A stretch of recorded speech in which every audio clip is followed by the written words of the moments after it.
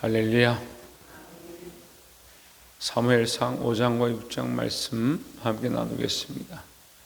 사무엘상 5장과 6장은 하나님에게가 돌아오는, 다시 이스라엘로 돌아오는 장면으로 구성되어 있습니다. 블레셋에 빼앗겼죠. 블레셋 사람들이 그것을 다시 이스라엘로 돌려주는 그런 우화와 같은 우스운 그런 장면이 등장하게 됩니다. 자, 블레셋 사람들이 왜 돌려주느냐? 5장 1절에 보면 블레셋 사람들이 하나님의 길을 빼앗아 가지고 에베네셀에서부터 아스돗에 이르니라 했습니다. 하나님의 길을 빼앗았습니다. 처음에 이스라엘 백성이 하나님 길만 가지고 오면 승리할 줄 알았는데 그건 인간적인 생각이죠. 하나님이 없는데 하나님의 길가 무슨 소용이 있느냐. 그 성경이 거룩한 말씀인데 그 하나님의 뜻이 없으면 그게 무슨 소용이 있겠습니까? 그냥 글자고 종이고 책일 뿐이죠. 이 말씀을 통해서, 이 성경을 통해서 하나님의 뜻을 발견해야 한다는 거죠. 교회도 마찬가지입니다. 교회 건물이 거룩한 것이 아니고 여기 예수 그리스도가 머리 되어서 하나님 원하신 뜻을 세울 때 교회의 아름다운 모습에 그 역할을 할 수 있다는 겁니다. 우리 모두 다 똑같습니다. 우리가 다 성도인데 어떻게 성도의 역할이 되느냐?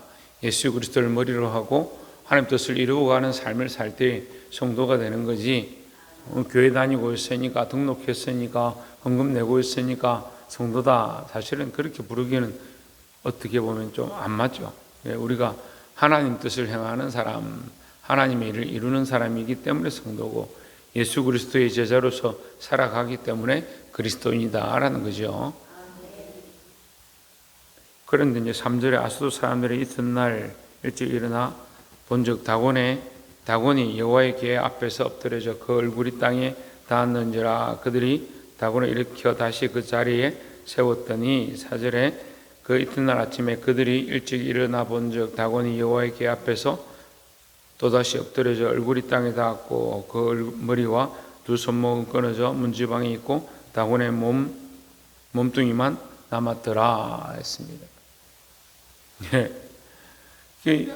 다곤이나 신을 섬기는데 그 우상을 만들어 놓고 그 신전에다 여호와께는 이스라엘의 전리품이니까 들고 와서 거기 두는 겁니다. 우리의 가장 거룩한 곳에 이 전리품을 두자 뒀는데 하나님 살아계시니까 이 다곤이 그 우상이 무슨 힘이 있겠습니까? 그 앞에 목이 부러져 쓰러졌다는 거예요. 이걸 반복하는데도 그 다음날 다시 그걸 세워놓는 겁니다. 누가 만들었습니까? 사람이 만들었죠. 사람이 만든 신이 꼬꾸라져서 부서졌는데 그걸 누가 다시 세우냐? 사람이 또 세우는 겁니다. 세우는 걸 하나님이 무너뜨리니까 인간이 또 뭐합니까? 또 세우는 겁니다. 노아의 방주와 같은 모습입니다. 노아의 방주를 통해서 하나님께서 물로 심판하십니다. 내가 사람을 땅에 지었음을 부인하노라 하시면서 땅을 심판하시죠. 그럼 백성들이 어떻게 해야 됩니까? 그들이 사람을 쫓아가고 여자를 보고 그들의 아름다움에 그 아들들을 주고 인간이 되었던 육체가 되었던 모습들, 그걸 해결해야 되는데 우리도 육체를 따라가고 세상을 따라가면 하나님 책망받는다라는 거죠. 그걸 심판하셨는데 그래서 그들에게 무지개를 줬습니다. 그럼 무지개 언약을 보고 정신을 차려야 되는데 그 다음 장에 보면 창세기 사람들이 뭐 합니까? 바벨탑을 쌓습니다. 바벨탑을 왜 쌓습니까? 하나님 앞에 회개하고 돌이켜서 우리는 다시 그런 죄를 범치 말자 쌓는 게 아니고 우리가 열심히 노력해서 멸망을 피하자, 흩어짐을 피하자.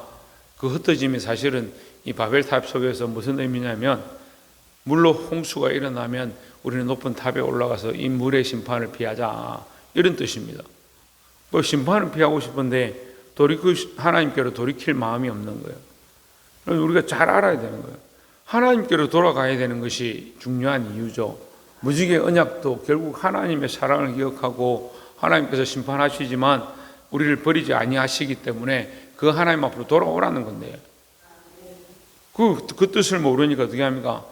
인간들이 만드는 일들을 계속하는 겁니다. 하나님 살아계셔서 그 앞에 계신데 다곤신을 또 세우는 거예요. 그 앞에 무너졌는데 또 그 다음날 일어나서 보니까 그 목이 부러져 있으니까 또 다시 세우는 겁니다. 그럼 하나님께로 돌아온 일을 하지 않는 거예요. 보게 되길 소망합니다. 그런데 이렇게 어리석은 사람들이 있다는 거예요. 근데 생각보다요, 이렇게 어리석은 사람들이 많아요. 교회 안에 들은 사람들이 많고.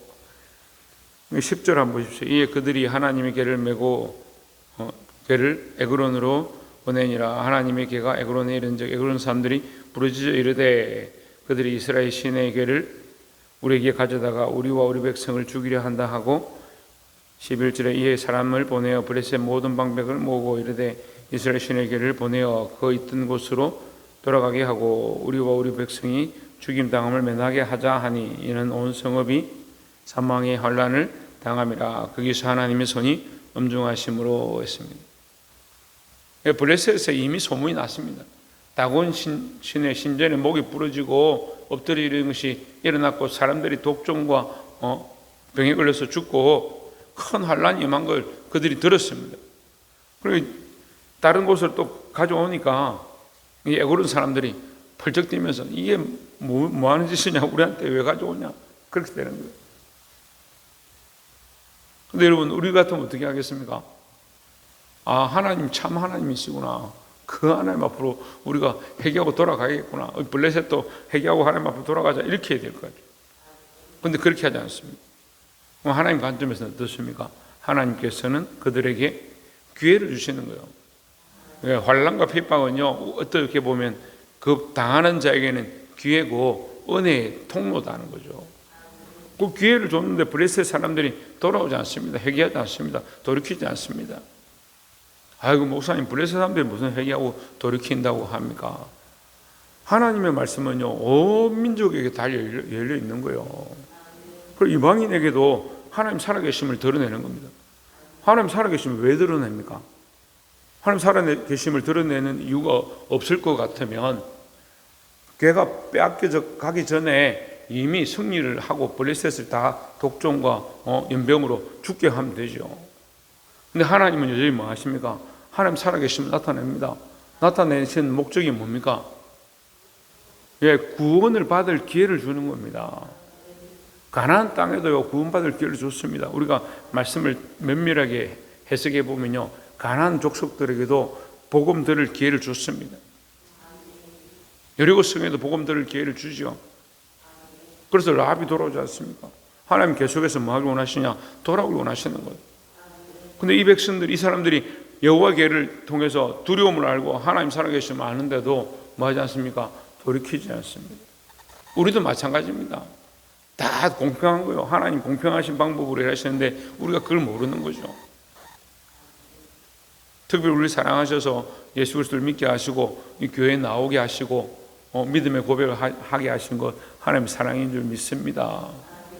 그리고 우리가 그걸 안다면 더 하나님께로 돌아가야 될 것이다 라는 거죠. 그럼 하나님께로 나아가게 되길 소망합니다. 그래서 6장 4절에 다음 장 보시면 6장 4절에 그들이 이르되 무엇으로 그에게 드릴 속건제를 삼을까 하니 이르되 블레셋 사람의 방백이 수요대로 금독종 5과 금쥐 5마리라 라야 하리니 너희와 너희 통치자에게 내린 재앙이 같음이니라 했습니다. 예, 이렇게 자꾸 죽고 재앙이 임하고 병이 임하고 이렇게 하니까 이 사람들이 빨리 돌려보내라, 무섭다 이렇게 하니까 이걸 돌려보내는 방법을 어떻게 돌려보내냐? 돌려보낼 때 제사를 드리고 거기에 금지, 그 다음에 독종 형상을 만들어 가지고 이 병의 형상을 만들어서 그걸 방백 숫자대로 담아 가지고 보내는 겁니다. 보내면서 의심하죠. 하나님을 믿는 게 아니고 이게 그냥 우연히 된 거냐 이렇게 해서 어떻게 합니까? 암소를 잡아가지고 수레를 매는 겁니다. 7절에 그러므로 새 수레를 하나 만들고 멍에를 메어 보지 아니한 젖나는 소 2마리를 끌어다가 소의 수레를 메우고 그 송아지는 떼어 집으로 돌려보내고 했습니다. 송아지 돌려보내고 젖나는 소를 보내니까 젖나는 소가 송아지 때문에 돌아가는 거 아니냐 그런 생각을 하는 거죠.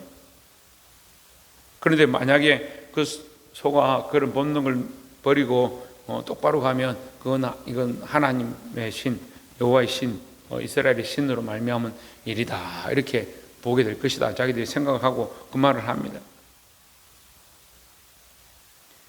뭡니까? 이거 의심하는 거 믿지도 않는 거죠. 믿지도 않고 어리석은 신앙을 가지고 있는 거죠. 자기들 나름대로 방법을 가지고 있는 거예요. 교회도 보면요, 신앙생활 열심히 하는데 자기 신앙을 가진 사람들이 있어요. 자기 방식을 가진 사람. 어렸을 때부터 했던 방식을 고집하고 그걸 해야 된다는 사람들이 있습니다. 하나님을 인격적으로 생각하고 살아계신 하나님 앞에 내가 그 하나님 앞에 어떻게 할 거냐 이렇게 생각해야 되는데, 이렇게 되면 어떻게 되면 이렇게 하고, 아이고 목사님 그런 사람들이 어디 있습니까?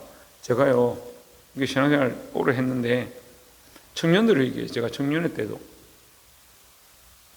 그 청년들이 어떻게 하냐면요, 만약에 뭐가 이렇게 딱 되면 누가 만약에 내한테 전화가 오면 내가 교회를 가고, 누가 내한테 전화가 오면 내가 그 사람하고 연애를 하고, 뭐가 이렇게 딱 이루어지면 그 다음에 내가 이거 하겠다. 예, 우연을 가장한 필연처럼 말하는 것들이 많이 있습니다. 무슨 생각일까요?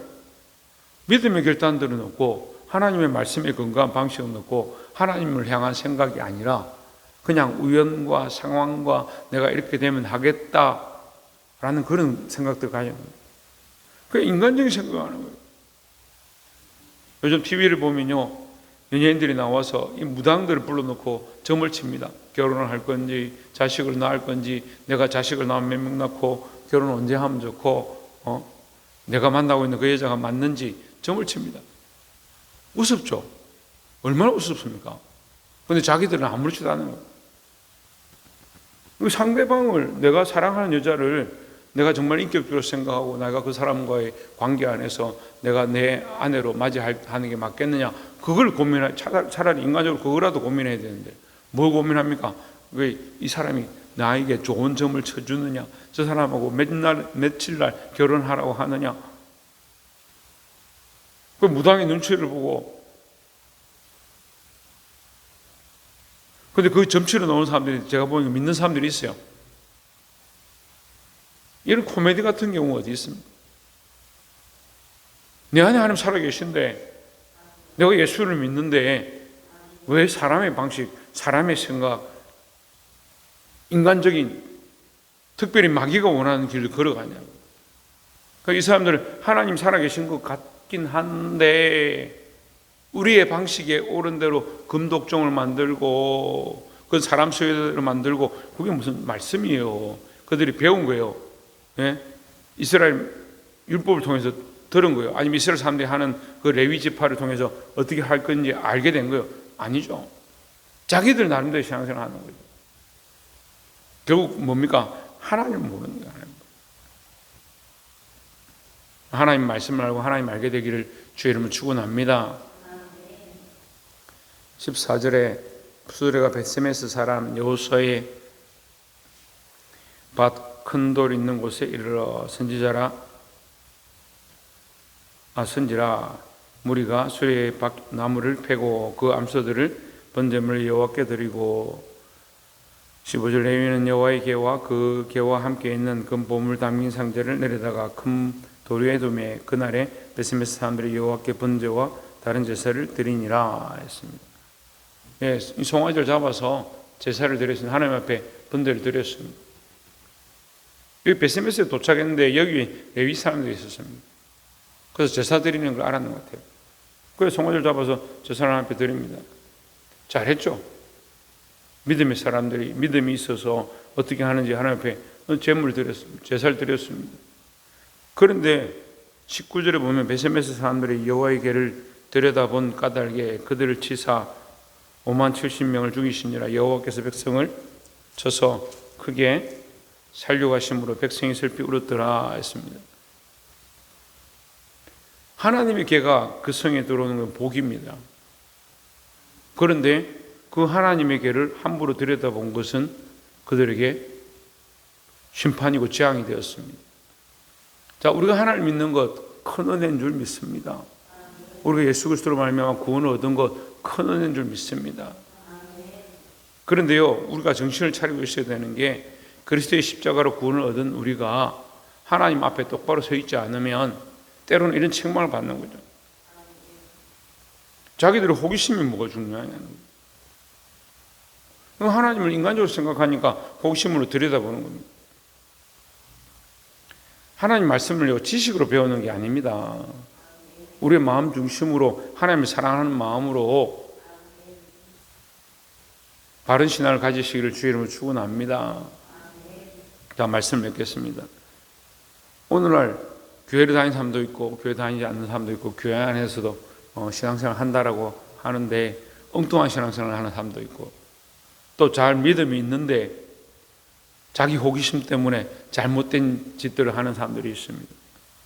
여러분, 우리의 인간적인 방식들, 인간적인 생각들, 인간적인 호기심들을 점점 내려놓고 우리 속에 믿음 없는 모습들, 인간적인 모습들 점점 사라져가고 하나님과의 거룩한 관계가 더욱 아름답게 열매 맺어지고 성숙해져가는 신앙으로 자라가기를 주의 이름으로 축원합니다. 결국 하나님 알고 있는 자들이, 하나님 모르던 자에게도 하나님 알 기회를 주셨고 하나님 아는 자들이 그 앞에 제사드리고 이제 기쁨을 누려야 될 상황에 오히려 죽임을 당하는 그런 비참한 일이 생겼습니다. 우리가 하나님의 은혜로 구원을 얻었는데 믿음으로 서서 자녀들을 바르게 가르치고 믿음으로 서서 교회를 바르게 세우고 진리를 똑바로 흘려보내서 이 교회가 흔들리지 않냐고, 가정이 흔들리지 않냐고, 자녀들을 믿음으로 이끌 수 있는, 또 많은 생명들을 진리 가운데로 이끌 수 있는 그런 역할을 감당하게 되기를 주의 이름으로 축원합니다. 기도하겠습니다.